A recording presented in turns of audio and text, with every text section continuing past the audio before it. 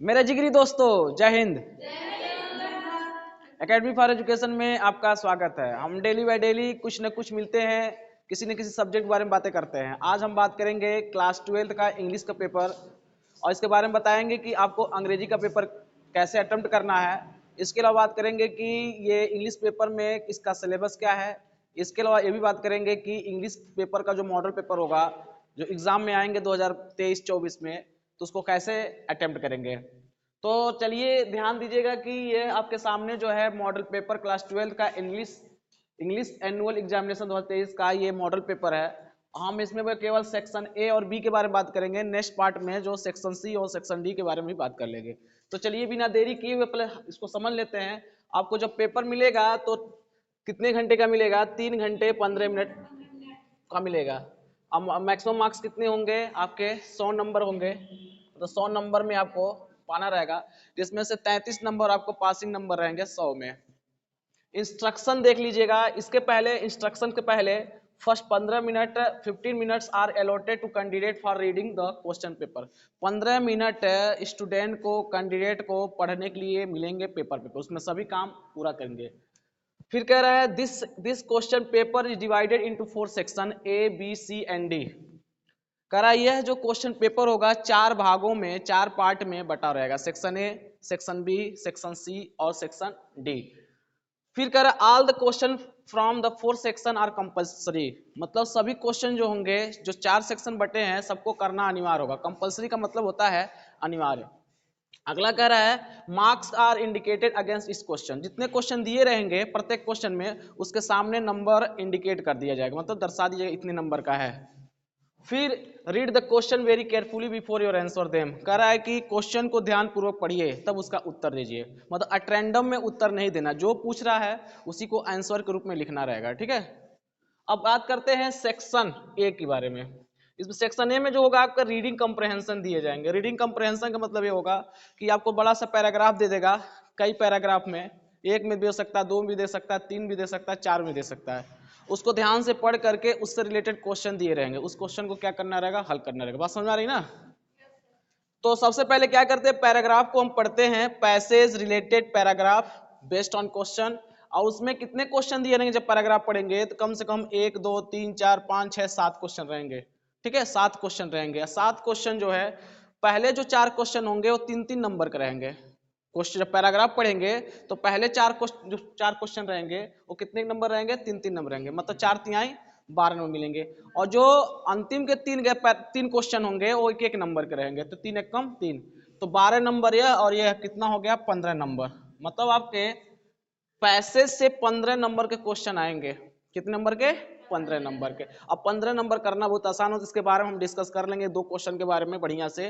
ठीक है, कैसे हल करते हैं, कैसे क्वेश्चन आते हैं। जब पैराग्राफ पढ़ेंगे तो पैराग्राफ रिलेटेड साइनोनिम्स आएंगे, उससे रिलेटेड क्वेश्चन आएंगे। क्वेश्चन में क्या पूछेगा कि जो पैराग्राफ में दिया गया है, अंडरलाइन का मतलब क्या होगा, उससे रिलेटेड साइनोनिम्स एंटोनिम्स क्या होगा, ये सब क्वेश्चन पूछा जाता है। अब आ जाते हैं सेक्शन बी में। सेक्शन बी का जो पोर्शन होगा वो राइटिंग स्किल्स का होगा। राइटिंग स्किल्स का मतलब ये होता है कि आपको सही तरीके से लिखने आता है कि नहीं, आपके अंदर स्किलिंग जो क्षमता है वो है कि नहीं है। इसलिए आपके सामने राइटिंग स्किल्स का भाग दिया जाता है। राइटिंग स्किल्स का मतलब यह है कि right an article in 100 to 150 words. इसमें 100 से 150 वर्ड तक लिखना रहता है। उसमें क्या क्या आ सकता है? Gender discrimination in our society. Gender discrimination का मतलब होता है जो लिंग संबंधी जो हमारे देश में क्या होता है, व्यवहारता होती है। समझ रहे हैं ना? डिस्क्रिमिनेशन का मतलब ये होता है कि आज जो भेदभाव जैसे कहते हैं, भेदभाव होता है हमारे समाज में, उसके प्रति सोसाइटी में क्या चल रहा है उसके प्रति लिखना है। Rising pollution. राइजिंग पॉल्यूशन का मतलब होता है लगातार हमारे देश में पर्यावरण के मुद्दे क्या हो, बढ़ते जा रहे हैं, उस पर लिखना है। या राइजिंग प्राइस, जो हमारी कीमतें क्या है, बढ़ती जा रही है हर क्षेत्र में। Importance of the democratic values, कहता है कि जो हमारी डेमोक्रेटिक वैल्यूज है, लोकतांत्रिक जो वैल्यू है, उसको कैसे महत्व दिया जाए। अगला क्वेश्चन क्या पूछ सकता है इसमें? न्यू एजुकेशन पॉलिसी, इस सब। और अगला ऑनलाइन क्लासेस, क्योंकि अभी कोरोना का माहौल चल रहा था और इसमें बच्चे क्या ऑनलाइन क्लासेस करके अपने आप को बहुत लोग प्रमोट किए, आगे बढ़े। तो ऑनलाइन क्लासेज जो है, ऑनलाइन क्लासेज बहुत बड़ा प्लेटफॉर्म है, आज पूरे भारत का बन चुका है, पूरी दुनिया का बन चुका है, जब से यह टेक्नोलॉजी का माहौल क्या हुआ, अपने उच्च स्तर को प्राप्त किया है। तो इसके बारे में आपको 100 से 100 वर्ड्स में लिखना है और उसको सही तरीके से लिखना होता है। इसी को क्या कहते हैं? आर्टिकल कहते हैं। इसके बारे में हम क्या करेंगे, 1 बाय 1 डिस्कस कर लेंगे। क्वेश्चन नंबर जो तीसरा होगा ये भी आपके कितने आएंगे, 10 नंबर में आएंगे, 10 नंबर। तो 15 नंबर ये हो गया, 10 नंबर है, 25 नंबर हो गए। इसके बाद क्वेश्चन नंबर 3 आएगा आपका, write a letter to 100 to 150 words to the editor of national daily highlighting. इसमें दो तरह के लेटर आते हैं, write to letter to editor. Editor का मतलब होता है जो हमारे अखबारात होते हैं, अखबार होते हैं, चाहे न्यूज़पेपर होते हैं, जो कहते हैं ना, उसमें लिखना रहता है, एडिटर को बताना रहता है देश को कि हमारे वहाँ इतनी समस्या उत्पन्न हो रही है, आप क्या करिए, इस अखबार के माध्यम से, सोशल मीडिया के माध्यम से उसको कंसर्न करिए देश के बारे में, ठीक है, बताइए लोगों को कि ये मुद्दे कैसे खत्म किया जाए। दूसरा क्वेश्चन आता है कंप्लेंट लेटर आते हैं। कंप्लेंट लेटर में दो तरह के लेटर आएंगे, एक डिस्ट्रिक्ट मजिस्ट्रेट के पास, एक कॉर्पोरेशन के पास। देखिए सामने लिखे हुए हैं, डिस्ट्रिक्ट मजिस्ट्रेट के पास और एक वाटर वर्क डिपार्टमेंट और मेयर के पास लिखने के लेटर आते हैं। तो हमको लगता है कि जो दूसरा लेटर है, डिस्ट्रिक्ट मजिस्ट्रेट को लिखना और अपने यहाँ जो मेयर को लिखना आसान होता है, क्योंकि जो भी ज्वलन मुद्दे होते हैं उसको हम क्या करेंगे, उनके सामने बता देंगे। तो हम लिखे हुए हैं कि write letter to 100 to 50 words to editor of National Daily highlighting the situation, suggest way the through which the environment of the park can be saved। इसमें कह रहा है कि एडिटर को एक पत्र लिखना है, बताना है कि हमारे देश में या हमारे चारों तरफ जो राष्ट्रीय मुद्दे हैं हाईलाइट करना है, जो सिचुएशन है, suggest way through which environment of the park can be said, और बताना है कि हमारे पर्यावरण में जो महत्वपूर्ण मुद्दे होते हैं, पार्क को क्या करना, सेव करना। या दूसरा क्वेश्चन आएगा इसी में कि write a letter of the complaint 100 to 150 words, लिखा है 150 words to the work manager, इसको लिख देना है।